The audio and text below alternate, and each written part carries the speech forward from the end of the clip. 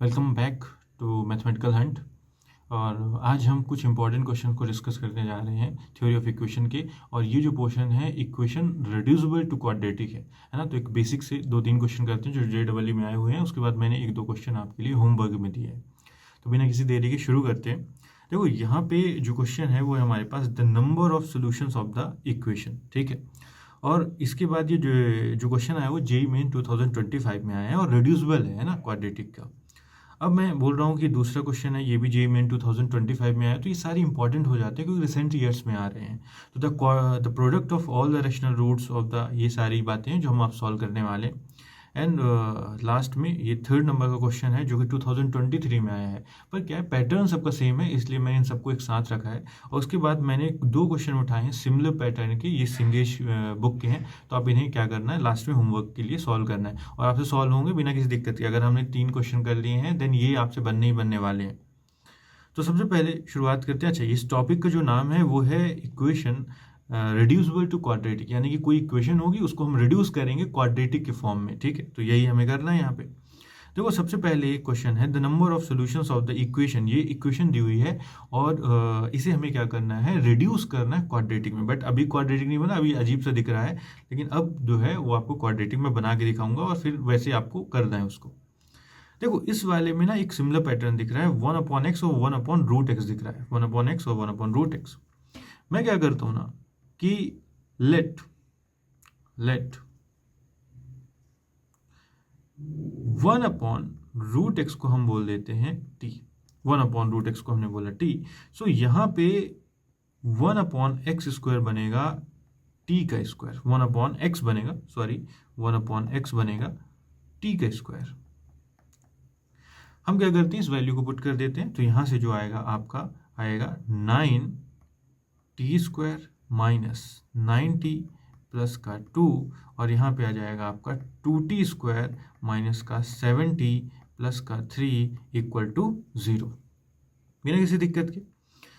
हम इसे क्या कर रहे हैं, कन्वर्ट कर दे रहे हैं क्योंकि हमें पता है 9 2 18 एंड 6 3 18। सो ओके, हमारे पास यहाँ पे कन्वर्जन प्रॉपरली अवेलेबल है फैक्टर फॉर्म में, 6t माइनस 3t प्लस 2। और यहाँ से हमारे पास अवेलेबल आ रहा है 2t² क्योंकि 2 3 6, दैट मीन्स कि मैं इसे लिख दे रहा हूँ 6t minus t plus 3 equal to 0। Factor में कन्वर्ट कर ले रहे हैं हम इसे, तो यहाँ पे आ जाएगा 3t मैंने कॉमन लिया तो यहाँ पे बन रहा है आपका 3t माइनस 2, और यहाँ -1 कॉमन लेंगे तो यहाँ पे बनेगा 3t माइनस 2। और इसे हम क्या कर देते हैं, ब्रैकेट में बंद कर देते हैं। सिमिलरली यहाँ पे भी करते हैं हम, यहाँ से हमने 2t कॉमन लिया तो हमारे पास बच रहा है t माइनस 3, और यहाँ से हमने -1 कॉमन लिया तो हमारे पास बच रहा है t माइनस 3। और ये हमने क्या करा, इसे भी ब्रैकेट में बंद कर दिया। ओवरऑल जब हम इसे सॉल्व कर रहे हैं तो हमारे पास बन रहा है 3t माइनस 1 एंड यहाँ पे बन रहा है 3t माइनस 2, और फिर इसके बाद यहाँ पे बन रहे हैं हमारे पास 2t माइनस 1 एंड लास्ट में बन रहा है t minus 3 which is equals to 0। ये 4 जो है हमारे पास फैक्टर बन रहे हैं। अगर 4 फैक्टर बन रहे हैं पर हम देख ले रहे हैं कि कहीं ऐसा तो नहीं कि x जो है वो एग्जिस्ट ही ना करता हो, क्योंकि रूट x है और x की जो नेगेटिव वैल्यू नहीं हो सकती भाई। तो हम, और 0 भी नहीं हो सकता क्योंकि डिनोमिनेटर में दिया है। तो हम क्या कर लेते हैं, पहले इसका डोमेन लिख लेते हैं। तो मैं क्या कर रहा हूँ, उसका क्या फटाक से लिख दे रहा हूँ, डोमेन। सो देखो इसका डोमेन जो है वो क्या बनेगा, वो बनेगा x की वैल्यू जो है वो होगी ऑल रियल नंबर एक्सेप्ट कौन कौन सी वैल्यू, ये है, सॉरी यहाँ पे ऑल रियल नंबर नहीं होगा, आर पॉजिटिव है ना, all positive real number except 0। ये इसका डोमेन बनेगा। दैट मीन्स कि इसकी जो वैल्यू होनी चाहिए नेगेटिव नहीं होनी चाहिए और साथ ही 0 भी नहीं होना चाहिए क्योंकि डिनोमिनेटर में दिया है, तो ये नहीं होना चाहिए। तो हम चेक कर ले रहे हैं। तो यहाँ पे जब हम इसे चेक कर रहे हैं तो पहली चीज़ हमारे पास बन रही है यहाँ से t इक्वल टू 1/3, और फिर बन रहा है t इक्वल टू 2/3, एंड फिर बन रहा है t equal to 1/2, and last में बन रहा है t इक्वल टू 3। ये 4 फैक्टर बन रहे हैं। अब ये जो 4 फैक्टर बन रहे हैं, क्योंकि t जो है वो 1/√x है, तो बिल्कुल इसमें कोई दिक्कत वाली बात नहीं है। 1/√x जो है 1/3 बन रहा है, यहाँ पे 1/√x बन रहा है 2/3, और यहाँ पे 1/√x बन रहा है आपका 2 और यहाँ बन रहा है 1/√x equal to 3। So obvious बात है कि x की रूट x के लिए चार की चारों ही वैल्यूज़ पॉसिबल हैं। 1/√x के लिए कोई इसमें से नेगेटिव नहीं है, कोई ज़ीरो नहीं है। इसका मतलब है कि चार की चारों वैल्यूज़ पॉसिबल हैं, यानी x की चार वैल्यूज़ के लिए ये बिल्कुल इक्वेशन क्या करेगी, सेटिस्फाई करेगी। तो हमसे पूछा क्या गया है, हमसे पूछा गया है number of solutions, number of solutions. तो नंबर ऑफ सोल्यूशंस कितने होंगे, 4 होंगे। नंबर ऑफ सोल्यूशंस कितने होंगे, 4 होंगे। ये एक बेसिक सी बात हमने देख ली। एकदम पैटर्न को ऑब्जर्व करना है और उसे क्या करना है, सॉल्व करना है, ऑटोमेटिकली आपसे वो चीज़ें बनेंगी। इसके बाद हम क्वेश्चन नंबर 2 लेते हैं। क्वेश्चन नंबर 2 है the product of all the rational roots of the equation. अच्छा, हर बार आप देख रहे होंगे कि पिछले वाले क्वेश्चन में, इस बार भी देखेंगे आप कि पिछले वाले क्वेश्चन में हमने उसे रिड्यूस कर दिया एक क्वाड्रेटिक के फॉर्म में और तभी हम उसे सॉल्व कर पाए। सिमिलरली यहाँ पे भी सिमिलर पैटर्न हम फॉलो करेंगे। अभी देखिए, अभी इस क्वेश्चन में ना, अभी हमें कुछ भी नहीं चमक रहा है। अभी तो देखने में इनिशियली प्राइमा फेसी हमें कुछ भी नहीं चमक रहा है, लेकिन धीरे धीरे हमें क्या है, यहाँ पे जैसे जैसे हम इसे कन्वर्ट करेंगे अपने फॉर्मेट में, वैसी चीज़ें हमें क्या आने लगेंगी, समझ में आने लगेंगी। सो हमें यहाँ पे पता करना the product of all rational roots not irrational of the equation x² - 9x + 11 का whole square minus x - 4 x - 5 equal to 3। अभी तो कुछ नहीं चमक रहा, तो मैं क्या करता हूँ, यहाँ पे मैं देख रहा हूँ कि यहाँ पे 11 लिखा हुआ है। इसका मतलब है कि इसका जो फैक्टराइजेशन पॉसिबल है वो 1 और 11 पॉसिबल है, पर 9 का 1 और 11 के साथ कोई रिलेशन है ही नहीं। तो इसका मतलब है कि यहाँ पे तो फैक्टर भी नहीं बन रहा है यार, हम इसे फैक्टर फॉर्म में कन्वर्ट नहीं कर पाएंगे। तो मैं क्या करता हूँ ना, ये फैक्टर फॉर्म को ही कन्वर्ट कर देता हूँ क्वाड्रेटिक के फॉर्म में, करके देखते हैं। तो हमने शुरुआत करी यहाँ पे x² माइनस का 9x प्लस 11 का होल स्क्वायर, और यहाँ जब मैं इसे कन्वर्ट करूँगा तो ये भी बन जाएगा x का मल्टीप्लिकेशन x² माइनस का 4 और माइनस का 5 बनाएगा माइनस का 9x, और यहाँ पे आ जाएगा आपका प्लस का 20 and which is equals to 3। ये थोड़ा जेड वाली मेन का आ गया, थोड़ा सा नीचे लिख दिया मैंने। सो -9x + 20 इक्वल टू 3। अब देखो इन दोनों में ही अगर आप ऑब्जर्व कर पा रहे हो, हर बार यही हो रहा है कि कुछ चीज़ें जो है ना वो कॉमन दिख रही हैं आपको, क्वाड्रेटिक में कन्वर्ट होगा ही होगा। तो देखो यहाँ पे जो कॉमन चीज़ दिख रही है, मैं इसे बोल देता हूँ t मान लेता हूँ।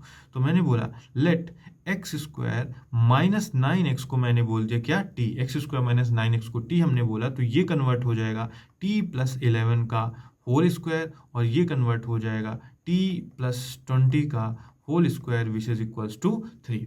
अगर ये चीज़ कन्वर्ट हो गई है यहाँ से, तो देखो हमें सिंपल से क्या करना है, यहाँ पे t² प्लस 11 का स्क्वायर कितना हो जाएगा 121, और 11 का कितना हो जाएगा 22t। a² + b² का प्लस 2ab का हमने फॉर्मूला लगा दिया, और यहाँ पे अच्छा यहाँ पे स्क्वायर नहीं है, this is not square, okay wait a minute, this is not square, यहाँ पे स्क्वायर नहीं है, ठीक है। और यहाँ पे आ रहा -t - 20 n इक्वल टू 3। जब इसे आप सॉल्व करेंगे तो ये बन रहा है t² और 22t में से t चला जाएगा, तो ऑब्वियस बात है कितना आने वाला है 21t, और 121 में से 20 चला जाएगा तो आ जाएगा आपका 101 विच इज इक्वल्स टू 3। इसे और सॉल्व कर लेते हैं, तो ये हमारा बनेगा t² plus 21t plus 98 equal to 0। 98 equal to 0। अब क्या है, ऐसे कोई फैक्टर बन रहा है, तो हाँ बन रहा है 17 4 जा, नो 14 7 जा, ओके। तो हमारे यहाँ पे जो फैक्टर बन रहा है वो बन रहे हैं 14t plus 7t plus 98 equal to 0। यहाँ से दो फैक्टर बनेंगे t प्लस 14, और दूसरा फैक्टर बनेगा t plus 7 equal to 0। t plus 14 and t plus 7 equal to 0, पर t ध्यान रखना है, अभी t हम अभी सॉल्व नहीं हो गया है, दो फैक्टर दो वैल्यूज नहीं आ गई हैं। अभी हमें पता करना है कि x की वैल्यू क्या है, और t के फॉर्म में अभी हमने वैल्यू निकाली है। तो हम क्या करते हैं, यहाँ पे वैल्यूज़ को पुट करते हैं। सबसे पहले मैं बोलता हूँ, पहली चीज़ ले रहा हूँ मैं t प्लस 14 इक्वल टू 0, और t मेरा क्या है भाई, t है मेरा x² माइनस का 9x, क्या है मेरा t² माइनस का 9x प्लस 14 इक्वल टू 0। क्या इसका फैक्टराइजेशन पॉसिबल है? हाँ, तो यहाँ से इसके फैक्टर बन सकते हैं x² माइनस का 7x माइनस का 2x प्लस 14 इक्वल टू 0। तो यहाँ से दो वैल्यूज आएंगी x माइनस 7 और दूसरी वैल्यू आएगी x माइनस 2। दैट मीन्स हमारे पास x की दो रेशनल वैल्यूज तो मिल गई हमें भाई, एक 7 और एक 2, दो रेशनल वैल्यूज मिली है। क्या मैं बाकी का भी चेक कर लेते हैं कि क्या हमें बाकी के रूट्स में भी रेशनल या इरेशनल मिल रहा है? तो चेक कर लेते हैं भाई, बड़े ईजी तरीके से चेक करते हैं, इसको भी सिमिलर प्रोसेस करना है। हमने क्या करा, यहाँ पे जो सेकेंड फैक्टर बना था t plus 7 equal to 0, so t plus 7 equal to 0। T क्या है हमारा? टी हमारा एक्स स्क्वायर माइनस का 9x प्लस 7 इक्वल टू 0। अब क्या इसका फैक्टराइजेशन पॉसिबल है? नहीं, क्योंकि यहाँ पे 7 दिया हुआ है ना, और अगर 7 दिया हुआ है यहाँ पे तो ये प्राइम नंबर है, और प्राइम नंबर का फैक्टराइजेशन 1 इंटू 7 होगा, पर यहाँ 9 है, कोई लेना देना नहीं है, कोई लेना देना नहीं है। तो हम पता कर लेते हैं, हमसे क्वेश्चन में पूछा गया रैशनल हमें बताना है, रैशनल रूट्स। तो हम यहाँ पे एक चीज़ और भी चेक कर सकते हैं, अगर आप डायरेक्टली करना चाहें तो दूसरा तरीका जो होता है चेक करने का, आप इसका केवल क्या चेक कर दीजिए, डिस्क्रिमिनेंट चेक करिए। अगर इसका डिस्क्रिमिनेंट जो है वो ग्रेटर देन 0 आए और परफेक्ट स्क्वायर ना हो तो चेक कर लेते हैं। तो डी हो गया हमारे यहाँ पे -9 का स्क्वायर माइनस का 4 इंटू 7, सो 9 का स्क्वायर होगा 81 एंड 4 7 जा होगा आपका 28। सो यहाँ से जो वैल्यू आने वाली है वो आने वाली है 57। सो 57 जो है भाई ये परफेक्ट स्क्वायर नहीं है और ये 0 की भी इक्वल नहीं है। इसका मतलब है कि यहाँ पे जो डी है वो ग्रेटर देन 0 है and D is not a perfect square, D is not a perfect square. अगर परफेक्ट स्क्वायर नहीं है इसका मतलब ये बात होगी कि भाई इसके दो ही इरेशनल, यानी कि यहाँ पे दो इरेशनल और दो रेशनल रूट्स पॉसिबल हैं। तो रेशनल रूट कौन कौन से? 7 एंड 2, और इरेशनल रूट निकालने की जरूरत नहीं क्योंकि उसने हमें रेशनल रूट्स का प्रोडक्ट पूछा है। तो हम क्या बोल देंगे कि जो प्रोडक्ट ऑफ रेशनल रूट्स हैं, प्रोडक्ट ऑफ रेशनल रूट्स हैं वो किसके इक्वल होगा? 7 इंटू 2 विच इज 14। तो क्या आंसर है हमारा? कोई क्या 14? बिल्कुल हमारा एक आंसर है 14। तो यही इसका क्या बन जाएगा? आंसर बन जाएगा। बहुत ही बेसिक लेवल पे चल रहा है कार्यक्रम और आसान है समझना, है ना। ओके, थर्ड नंबर का क्वेश्चन पे आते हैं हम और देख रहे हैं यहाँ पे the number of real solutions of the equation 2023 main में आया हुआ क्वेश्चन है। अच्छा, इस क्वेश्चन के बाद आपको क्या करना है, दो क्वेश्चन दिए गए हैं, इनको आपको खुद से सॉल्व करना है। ठीक है, एकदम सिमिलर पैटर्न और सिंगेज बुक के मैंने क्वेश्चन उठाए हैं। ये बहुत ही प्रीवियस ईयर होगा क्वेश्चन, या फिर डायरेक्टली बुक ने खुद इसे प्रिंट करा बनाया होगा, तो वहाँ से आप इसे कर सकते हैं आप डायरेक्टली सोल्यूशन निकाल सकते हैं। अब देखिए यहाँ पे the number of real solutions of the equation 3x square plus 1x square minus 2x plus 1 upon x plus 5 equal to 0। फिर से वही प्रॉब्लम, हमको रिड्यूस करना है इन द क्वाड्रेटिक। क्या अभी क्वाड्रेटिक है? नहीं, अभी तो अगर मैं एक्स स्क्वायर का एलसीएम लेने जाऊंगा तो ये बन जाएगा x की पावर 4, तो ये क्वाड्रेटिक नहीं है। पर ये जाना माना पैटर्न है JEE में, ये पहली बार नहीं आया है, ऐसा पैटर्न मल्टीपल टाइम रिपीट हुआ है। तो अब हम यहाँ पे क्या उस पैटर्न को फॉलो करना है, देखो ध्यान से। यहाँ पे मैं क्या बोल रहा हूँ ना, कि यहाँ पे मुझे दिख रहा है x प्लस 1x और यहाँ दिख रहा है मुझे x square plus 1 upon X square.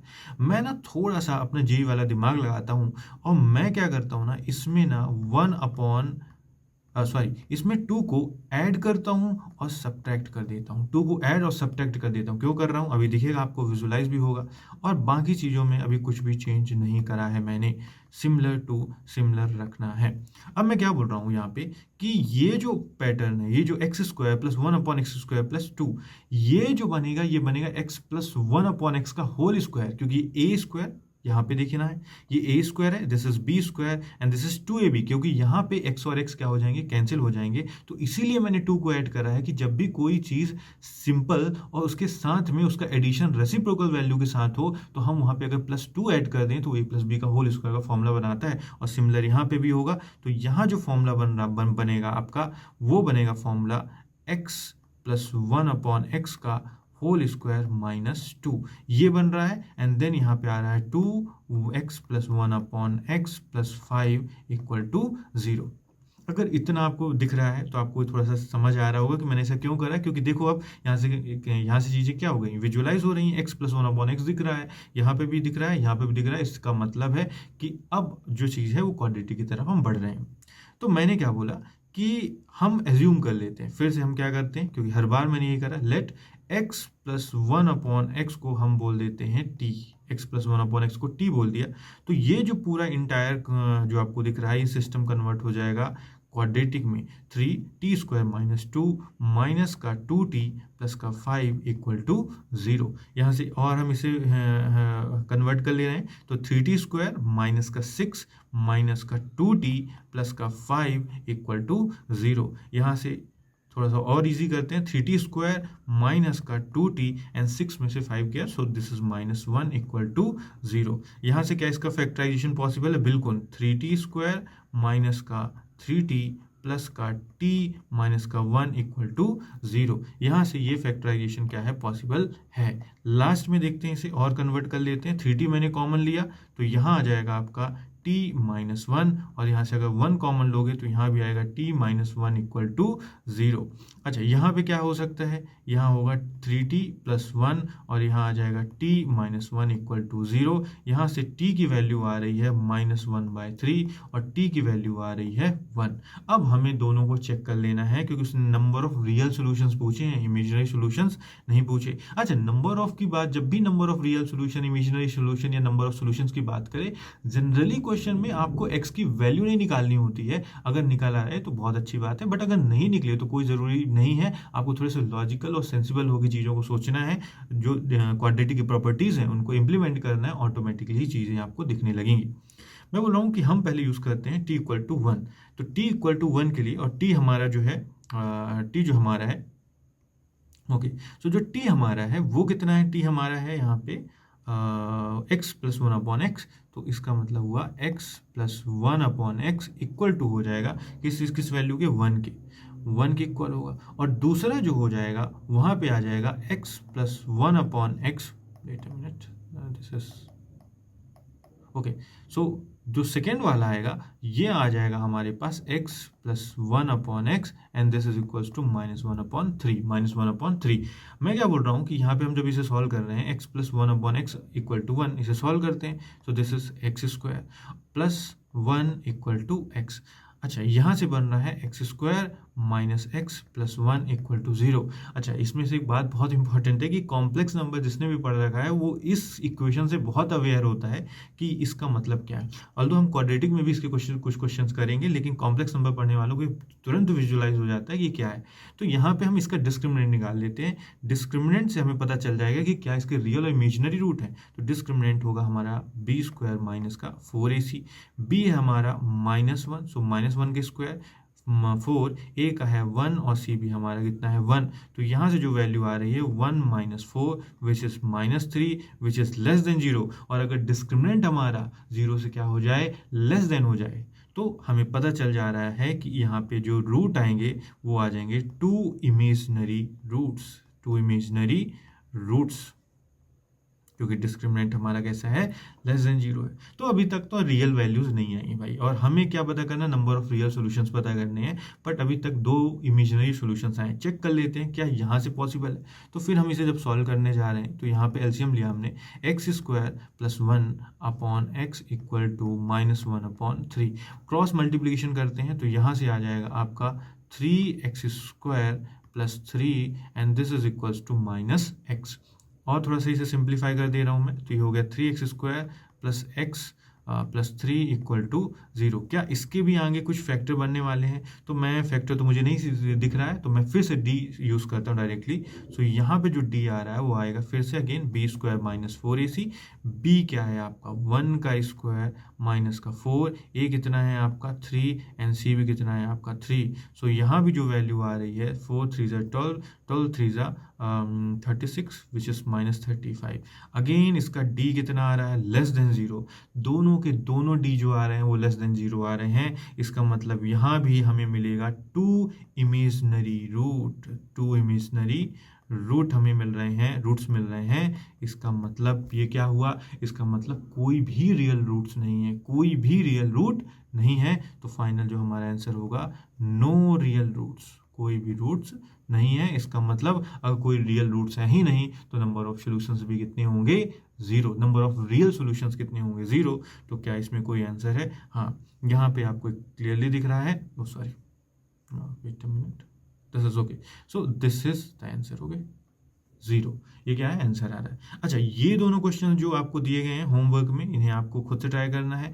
ये जो सेकेंड नंबर का क्वेश्चन है ये हमने डिस्कस करा है, और इस वाले को भी अगर आप ध्यान से देखेंगे तो इसमें कुछ चीज़ें कॉमन दिख रही हैं, तो सिमिलर पैटर्न का है, आपको इसे करना है और इसके साथ ही एक नया कंसेप्ट आपका क्या हो जाएगा? रेडी हो जाएगा। मिलते हैं नेक्स्ट वीडियो में। Thank you.